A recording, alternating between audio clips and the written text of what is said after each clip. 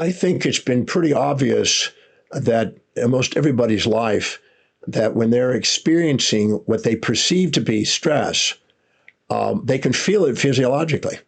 There's a somatization, you might say, of their in their body of their perception in their mind. You really can't separate the two, and it's the mind-body paradox. I really don't believe you can have an emotional feeling without a change in thought and ratio of perceptions.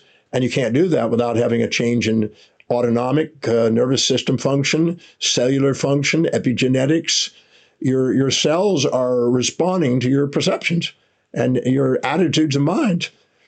So if, for instance, if you perceive that there's a gain of something you don't want in your life and you have a sympathetic stress response and you have an avoidance of some predator in your mind and you feel like you're being challenged, your heart rate's going to go up. Your blood pressure is going to go up. Your blood sugar is going to go up because it's going to be needed for fight or flight. It's your platelet levels are going to go up for dealing with clotting in case you get injured in the fight or flight. Your whole physiology is predictable based on sympathetic response. And the same thing if you're around somebody that really is supportive to you and that you feel close to, all of those chemistries and physiological response go in reverse. You literally, when you're under stress, your glucagon goes up, blood sugar goes up. If you're under relaxation and rest and digest of the parasympathetic nervous system, the glucose goes down. Insulin goes up, glucagon goes down. So you can take each transmitter, signal molecule, hormone, and they're responding to ratios of perception. So if you take the time to ask questions that balance out your perceptions, you can renormalize your chemistry. Your chemistry affects nerves and hormones and cell receptors and cell responses and your genes epigenetically and create symptoms. I don't know of too many symptoms in the body that aren't correlated with some sort of an autonomic response. And the autonomic response is correlated with the psychological response. So if you go in there and balance out your perception, you can change your physiology. So if you're finding that you're creating symptoms, skin reactions, gut tensions, tightness in the body, headaches, whatever, many of the somatic responses are psychologically stress responses.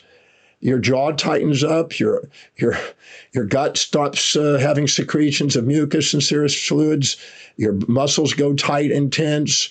If you looked up the autonomic nervous system and how it affects every cell in the body, you can see that the symptoms you're having are autonomic responses to conscious or unconscious stresses you're carrying.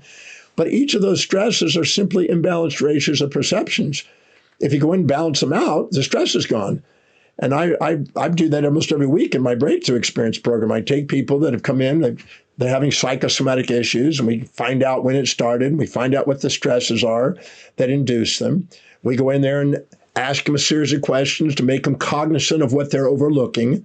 Because if they think it's all terrible and they think it's traumatic and they're not looking at the upsides, if they think it's ecstatic and amazing and they don't look at the downsides, both of them create symptomatology in the body to let them know. The purpose of the symptoms to let you know you're not balanced in your way of looking at life. And if you take the time to balance it, your symptoms don't have to be there to teach you that. They'll come back into homeostasis. The symptoms aren't your enemy. The symptoms can be your friend if they're interpreted properly. They can be guiding you back into the center. So if you're having a tension in the body or, gastrointestinal problems or whatever, it's not a random thing. It is a very correlated system based on the perceptions you've accumulated. And sometimes it's complex and it takes time to narrow it down methodically. But if you do and balance each of those perceptions, your physiology will let you know you did that and it will subside. And I get to do that. I mean, I've been doing that for almost 50 years. And I am certain that a lot of these symptoms that people have that are chronic or acute symptoms can be traced down to psychological components and the psychosomatic correlation and reduced. But most people don't take the time to do it. They don't self-reflect. They don't know how to ask the questions, but you have that capacity to do it. So balance out your perceptions, you balance out your physiology. Your psychology and physiology work together, and you have more power than you have maybe given yourself credit to realize. So Take the time and go and look up the symptoms. Go look up the autonomic nervous system on the cells that relate to it.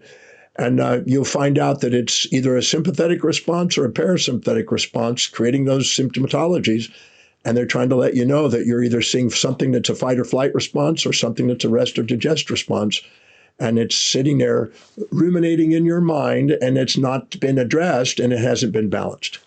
So that's why I've developed the Demartini method to help people ask questions that balance out the perceptions to change physiology. And we see and hear people claiming to have change in their physiology every week doing that.